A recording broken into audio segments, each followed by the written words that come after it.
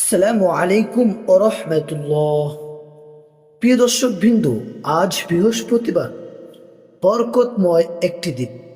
রাসূলুল্লাহ সাল্লাল্লাহু আলাইহি ওয়াসাল্লাম বলেছেন, বৃহস্পতিবারে বান্দার আমলগুলো আল্লাহর কাছে পেশ করা হয়। তাই আসুন আজকের দিনে বিশেষ কিছু আমল করে আমরা জান্নাতের রাস্তা সহজ করি।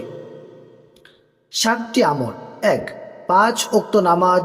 আজকের দিনে কোনোভাবেই নামাজ মিস করবেন না। নামাজই জান্নাতের প্রথম চাবি। 2. দুরূদ শরীফ বেশি বেশি পড়া।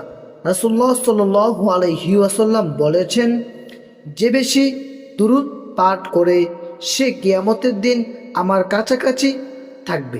3. সূরা ইখলাস, ফালাক ও নাস পড়া। 3 বার করে পরে নিজের উপর ফু দিলে আল্লাহর হেফাজত পাবেন। 4. সাদকা বা দান করা। সামান্য হলেও কিছু দান করুন, দান গুনাহ মুছে দেয়। 5. মা বাবার খেদমত। আজকের দিনে তাদের দোয়া নিন, তাদের সন্তুষ্টি আল্লাহর সন্তুষ্টি। 6. ইস্তেগফার করা। বেশি বেশি বলুন, আস্তাগফিরুল্লাহ।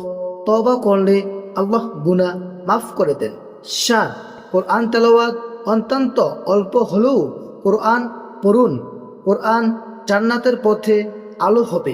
প্রিয় মুসলিম ভাই ও বোনেরা, আজ বৃহস্পতিবার যদি গোপনে চুপি চুপি এই 7টি আমল করেন, ইনশাআল্লাহ মৃত্যুর পর জান্নাত আপনার জন্য সহজ হবে।